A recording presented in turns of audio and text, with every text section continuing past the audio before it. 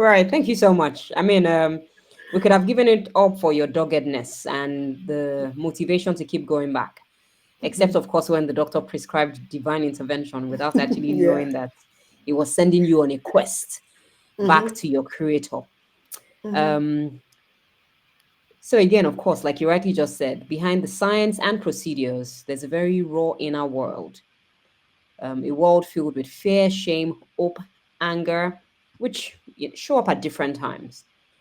I want to ask, which emotion stayed with you the longest, and how did you learn to walk through it? Bukola. I think you said it. You said it all. All manners of emotions came into play. Was it the fear, the shame, and the anger? But I would say that the one that I know that stayed with me the longest was the anger, because I was angry with God. I was angry with myself. I was just angry with everybody. Even there were times, I was even angry with people that had kids. It was as bad as that, but they didn't even know that. But I just, maybe it could just be going to visit people that had kids and then they keep pushing the kids to me.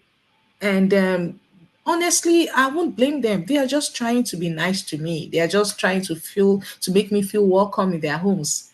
But I just read meaning to everything. And then I became angry with them. They don't even know that I'm angry with them.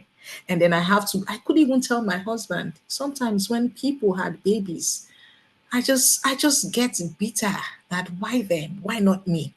But thank God, I'm really grateful to God that I overcame that phase of my life. So I would say that anger really stayed with me. I was an angry woman over time. I was just an angry woman. And probably because of the fear and the shame, everything just compounded and it just kept you know. But thank God that's all went well. And at a time, God told me, yes, you're angry. It's okay. But how long does your anger have to stay? It's okay, your flesh. Sometimes, yes, you can get jealous, you get angry, but that should be it. It shouldn't stay too long with you. Then that means there's something else. Like I said, thank God for God that it took control. That even before I had my baby, my anger episode was I was done with it. I found out that honestly, if I hear anyone having a baby, whether you're waiting or not, I genuinely rejoice with you. And I knew that I was in the right place because I wasn't in the right frame of mind then. But I knew that, oh yes, I'm now in the right place. So that's, I would say anger was it for me. All right. Thank you so much for sharing. I feel like, the emotions got rolled up into one. All the fear, the shame, the uncertainty showed up as anger.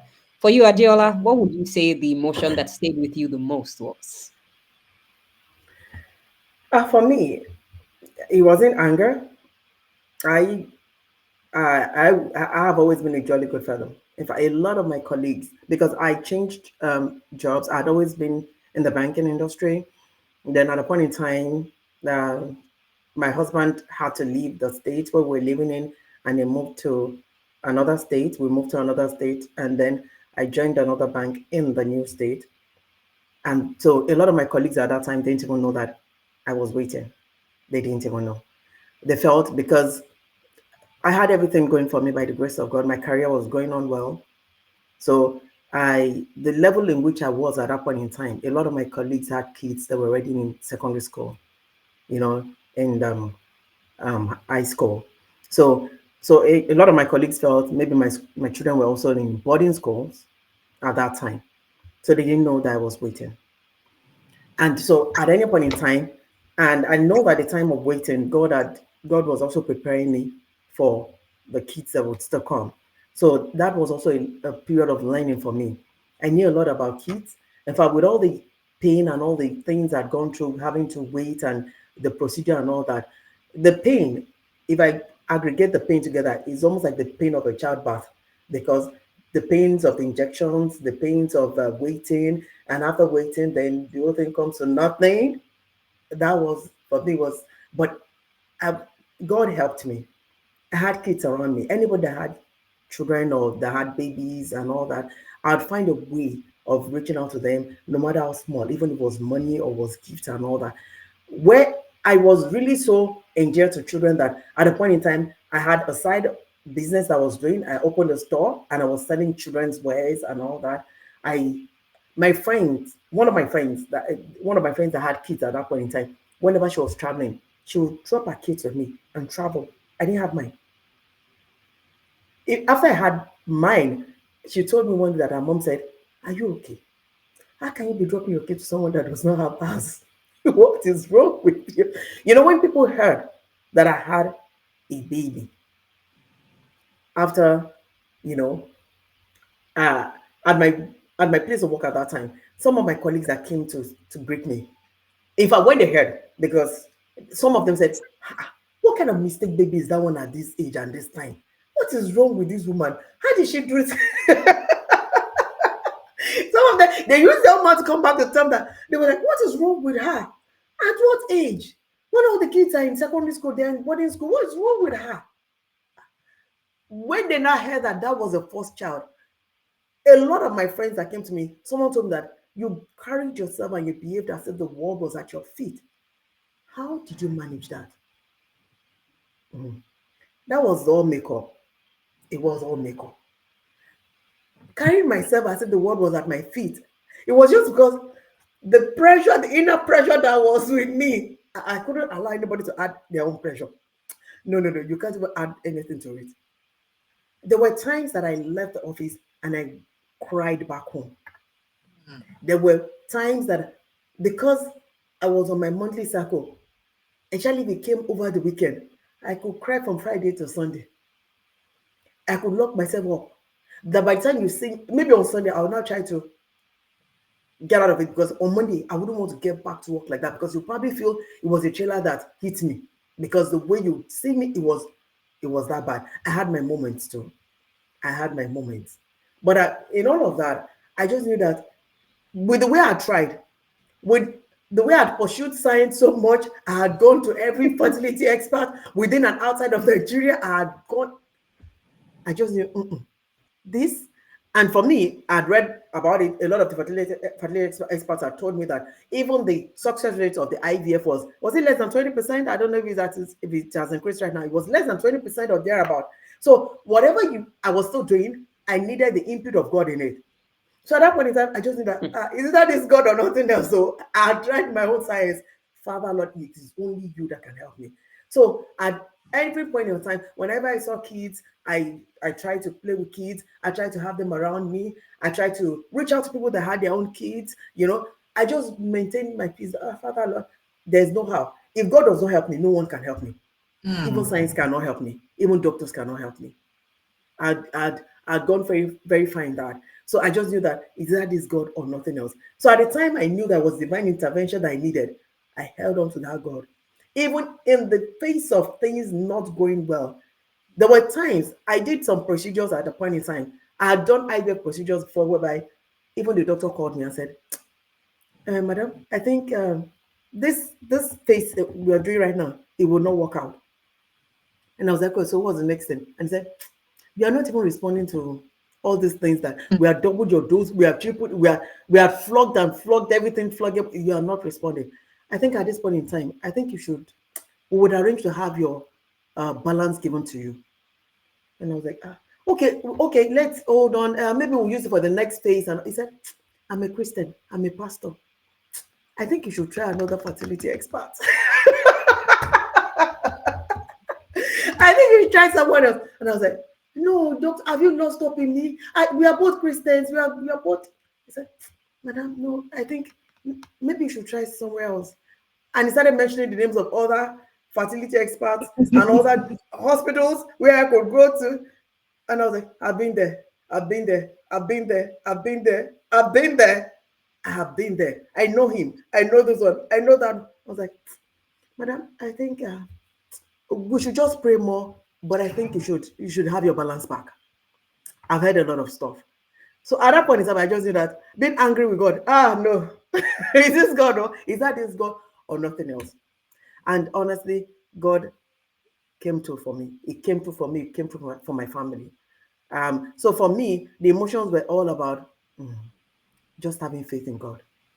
I had pursued after men for so long. I'd Mm. pursued after science for so long. I'd pursued after, my own uh, personal desires of wanting to go for further studies and just having that child and just dumping it there and just going for. At that point in time, I just didn't know. I guess I was like Hannah, that didn't know the need, why she needed a child.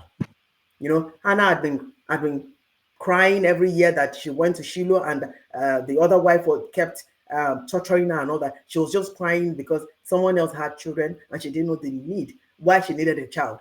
Until she told God, if you give me this male child, I'll return this male child to you and he will serve you all the days of his life. That is when she knew the need and why she needed a child. And since she knew why she needed a child, then God answered her prayers.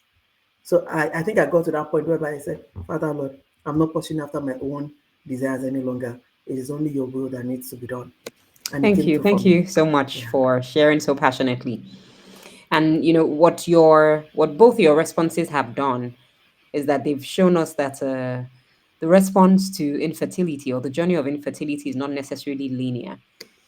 What what shows up for one may not necessarily show up for the other one, and that there are also Yeah. moments, the learning moments, a lot of learning moments, and there are also moments where you keep going back because you keep understanding that perhaps there's something else that I need to learn on this journey. I'll come back to you, Adiola. You've touched on a lot of things, but I just want to ask you, you have to share practical tools or support systems that helped you not to lose yourself in the process. What would they be? Okay. So in all of this, I had I've always had a wonderful family, a wonderful husband, that has been supportive, in all of these. I don't recollect the number of procedures that we went forth for, but I know in all of this, it was like with the financial implication and all that, he had always been there. For some people, when they are probably waiting, some people talk about the experiences with their in-laws, where a woman is, in this part of the world where we come from, everything that happens is always like is always an issue with the woman. People just tend to believe and all that is always an issue with the woman. Although in my own case, I was one that had a challenge and all that. However, the woman is always under pressure, when it comes to infertility and the rest. And some people now have extra issues again with in-laws, when in-laws now bring in a lot of pressure. For me, I have wonderful in-laws.